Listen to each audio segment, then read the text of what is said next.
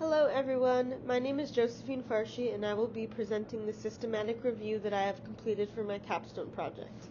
The topic of my project is a systematic review on the effect of sugar intake from beverages on the diagnoses and sum of decayed, missing, and filled teeth in children.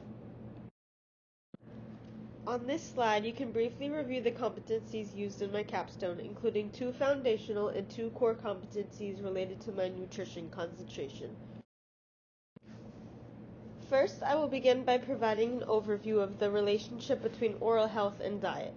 The World Health Organization declares there to be a direct relationship between the oral cavity and the quality of life. Consumption of dietary sugars are indicated as being one of the leading causes of dental caries in children. There are multiple risk factors that contribute to the diagnosis of dental caries, including socioeconomic status and behavioral factors. It is diet, however, that plays the most prevalent role in oral health disease. In the case of this systematic review, the focus will be on added sugars in sugar-sweetened beverages, or SSBs. The methods to index and monitor oral health status include clinical diagnoses in a dental setting and the diagnoses of decayed, missing, and filled teeth, or DMFT. The aim of this systematic review is to assess the evidence obtained from studies from 2013 to 2022, establishing a relationship between dietary sugars in SSBs and the diagnosis of DMFTs in children. From 2013 to 2022, cross-sectional, prospective, and longitudinal cohort studies were conducted with a similar intent of establishing and validifying the relationship between sugar intake from beverages and the diagnoses of caries in children ages 2 to 15 years old. The literature search used in my review took place via electronic databases PubMed, Google Scholar, and City College Library.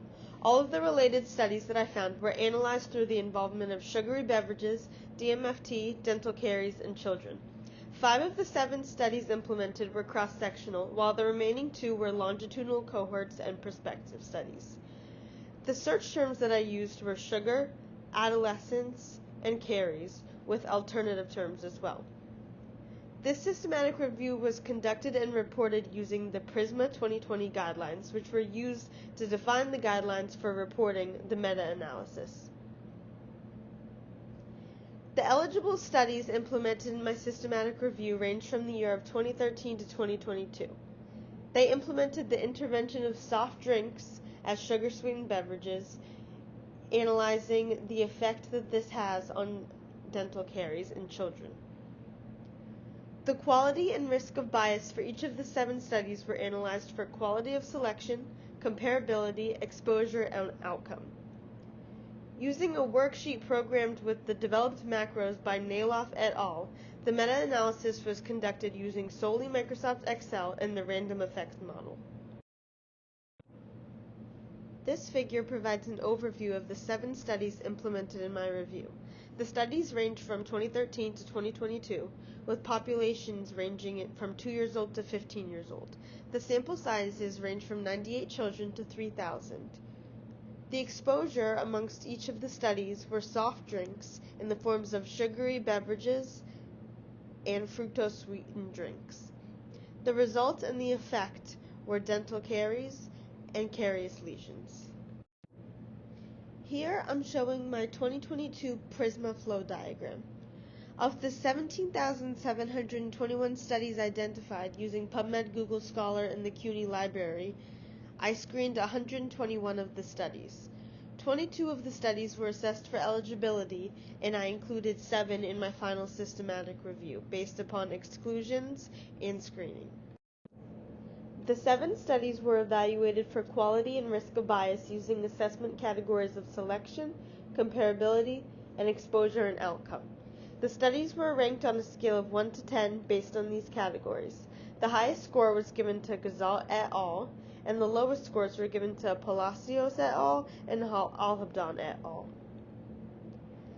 The studies were evaluated based on how the participants were selected, how the controls were selected, who assessed the outcomes, the adequacy of comparison, how the caries were evaluated, how the dietary information was gathered, and the control of the confounders. This forest plot provides a comparison of the odds ratios of the 7 studies, showing a visual representation of the heterogeneity in each study. The lowermost red value indicates the combined result value. These values were all calculated using the Nailov method for my meta-analysis.